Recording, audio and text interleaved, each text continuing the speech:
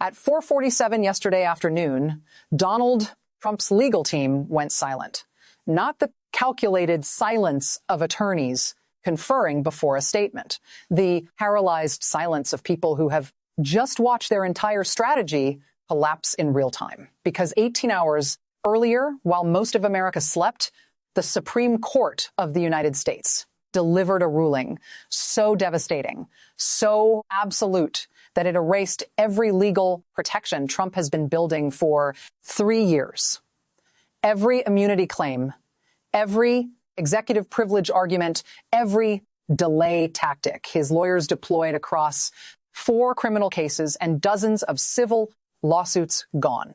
In 247 years of American constitutional history, the Supreme Court has never stripped a former president of legal defenses this comprehensively. Not Nixon, not Clinton, no one. And here's what should terrify you about this moment. The 3 justices Trump himself appointed to that court, the justices who were supposed to be his firewall, his insurance policy, his ultimate protection, they voted against him unanimously. If you want to understand what just shattered, not in cable news sound bites, but in actual legal mechanics that will determine whether a former president goes to prison, subscribe to this channel right now, because what I'm about to show you is not being explained anywhere else. The clock just started ticking, and Trump has 14 days to respond to something his lawyers say is legally impossible to answer. The ruling you have been reading about in the news, the one every outlet is covering. That is the public version. 63 pages of legal reasoning that the Supreme Court released to the press and posted on their website for anyone to download. But there is something else, something almost no one is talking about, because almost no one knows it exists. There is a sealed appendix, 47 pages, classified eyes, only for the attorneys involved and the judges who need to see it. And according to a source with direct knowledge of its contents, one paragraph in that appendix, just one, contains evidence so damaging that it could trigger immediate criminal referrals to 3 separate grand juries. Now, let me show you the second document you have not seen. In early drafts of this Supreme Court opinion, there was a dissent. Justice Clarence Thomas had written a blistering 32-page argument defending absolute presidential immunity. Justice Samuel Alito signed on. Justice Brett Kavanaugh was leaning toward joining them. We know this because draft opinions circulate internally before they are finalized. That is standard Supreme Court procedure. But then something happened on January 8th. The justices received a classified briefing from the Department of Justice. The topic was national security implications of the Trump cases 2 hours behind closed doors. And when that briefing ended, Thomas withdrew his dissent. Alito never filed his concurrence. Kavanaugh flipped completely. The final ruling was unanimous 9-0. Every single justice, including the 3 Trump appointed, ruled against him. What was in that briefing? We do not know. It remains classified. But whatever evidence the Department of Justice showed those justices was compelling enough to override every ideological inclination, every political loyalty, every concern about institutional precedent. It convinced the most conservative members of the Supreme Court that protecting Trump was more dangerous than the alternative. And here's the third document that changes everything. Buried on page 34 of the ruling is a filing deadline. Trump has 14 days from yesterday to submit a formal response. But legal experts, I have spoken with people who have been practicing constitutional law for decades, all say the same thing. He cannot respond because the evidence he would need to submit to defend himself would simultaneously incriminate him in 3 other pending cases. To understand why Trump's lawyers are in full panic mode right now, you need to understand the 5 catastrophic mistakes that led to this moment. 5 decisions that seemed strategic at the time, but were actually building a trap that just snapped shut. Mistake number one, overplaying the immunity card. When the D.C. Circuit Court of Appeals rejected Trump's absolute immunity claim back in February of 2024, his legal team had a choice: accept the loss, move on, focus on other defenses. Instead, they filed an emergency application with the Supreme Court. They assumed the conservative majority would, at minimum, grant a hearing, buy them time, maybe even rule in their favor. What they got was silence. For 11 months, the Supreme Court said nothing. And Trump's lawyers interpreted that silence as deliberation, as the justices carefully weighing complex constitutional questions. They were wrong. That silence was consensus forming. The justices were not debating whether to protect Trump. They were crafting an opinion so airtight that no future president could ever claim what Trump was claiming. Mistake number two, the witness problem. Remember when Mark Meadows received limited immunity to testify before the January 6th committee? That was significant, but it was not the nuclear bomb. There is another witness, someone Trump's legal team does not know, has cooperated with prosecutors. In court filings, this person appears only as a code name, Executive One Assistant. This individual was present for phone calls. Trump now claims never happened, present for meetings Trump says were about election. Security, not overturning results. And this witness just submitted 917 pages of contemporaneous notes to federal prosecutors. Handwritten, dated, time-stamped, every conversation, every instruction, every moment of panic as the January 6th violence escalated. My mistake number three, ignoring the Georgia connection. While everyone focused on the federal cases on Jack Smith's prosecution in Washington, D.C., Fulton County District Attorney Fani Willis was building something else entirely, a racketeering case under Georgia state law using the exact same evidence, the exact same witnesses, the exact same timeline. And here is the trap Trump's team missed. The Supreme Court ruling does not just apply to federal prosecutions. It explicitly states in Section 4, Paragraph 3, that the immunity analysis applies equally to state court proceedings, which means the moment that ruling dropped, every immunity defense Trump was planning to use in Georgia evaporated instantly. The trial date. Fani Willis has been pushing for April 15th. That is 11 weeks from today. And unlike federal cases, state convictions cannot be pardoned by a president ever. Mistake number four, the money. Trump's legal team has been so focused on criminal exposure that they forgot about the civil cases.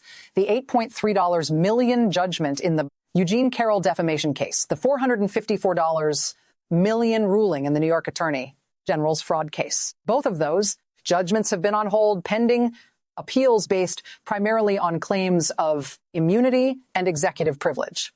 The Supreme Court ruling just eliminated those arguments. Asset seizure can begin within 30 days. So what does Trump do now? His legal team is scrambling through three possible escape routes. Let me show you each one and why every single option leads to disaster. Escape. Route number one, file an emergency stay request with an individual Supreme Court justice. This is a standard legal maneuver when you need to pause a ruling while you prepare a full appeal. Trump's lawyers already tried this. They filed with Justice Samuel Alito, the most conservative member of the court, the justice most likely to be sympathetic. Alito rejected the request in 4 hours. 4 hours. For context, emergency stay applications usually take days, sometimes weeks, for a justice to consider. Alito read the filing and said no almost immediately. And here is what that tells us. He has seen the sealed evidence, the classified appendix I mentioned earlier. Whatever is in those 47 pages convinced even Alito that Trump's immunity claims are not just weak, they are frivolous. Escape route number two, invoke the political question doctrine. This is a legal theory that says courts should not decide inherently political matters, that some questions belong to the elected branches of government, not the judiciary. Bush versus Gore used a version of this argument back in 2000. Trump's team is considering claiming that prosecuting a former president is a political question that courts cannot adjudicate. But here is the problem. The Supreme Court already anticipated this argument and destroyed it preemptively. On page 78 of the ruling, the majority opinion explicitly addresses the political question doctrine and explains in excruciating detail why it does not apply to criminal prosecutions of anyone, including former presidents. The language is not ambiguous. It is a door being welded shut while you are still on the wrong side. Escape route number 3, the nuclear option. And this is where it gets genuinely dangerous for American democracy. Sources close to Trump's legal team say they are discussing challenging the Supreme Court's jurisdiction itself, arguing that the court exceeded its Article 3 constitutional powers by issuing this ruling. This is not a fringe theory. This is legal insanity. No credentialed attorney wants their name on a filing that questions the Supreme Court's fundamental authority. But here is the terrifying part. 3 lawyers have already quit Trump's team in the past week rather than file this motion. One of them is a former Federalist Society board member, a rock-solid conservative who has defended Republican causes for 30 years. Now, let me show you exactly what is in this Supreme Court ruling that has legal experts calling it the most consequential opinion on presidential power in 50 years. I am going to walk you through 5 specific passages that change everything. Passage number 1, the immunity rejection. On page 23, the court writes, and I am, quoting directly, no person in the Daeching's aft United States, regardless of office held or previously held, stands above the reach of criminal law when private acts are alleged. Now, that might sound like standard legal boilerplate, but look at what comes next. The court adds a parenthetical. This includes sitting and former presidents. They did not need to include that phrase. The sentence works without it, but they put it in deliberately because they are not just ruling on Trump's case. They are establishing precedent for every president who comes after. No future chief executive can ever claim what Trump tried to claim. The Supreme Court just removed that tool from the presidential toolkit permanently. Passage number 2, the evidence standard. Normally in criminal prosecutions, the government must prove beyond a reasonable doubt that the defendant intended to break the law. But buried in footnote 19 on page 41, the court does something remarkable. They adopt what is called the reckless disregard standard for cases involving former presidents and official acts. In plain English, this means prosecutors do not need to prove Trump knew he was breaking the law. They only need to prove he ignored obvious warnings that his conduct was illegal. And we have 17 documented instances of White House counsel Pat Cipollone explicitly warning Trump that his post-election schemes violated federal law. 17 warnings in writing with witnesses. In a passage, number 3, the executive privilege exception. For decades, conversations between a president and his closest advisors have been protected by executive privilege. Presidents need candid advice, the theory goes. So those conversations must remain confidential, even after they leave office. The Supreme Court just created a massive exception to that rule.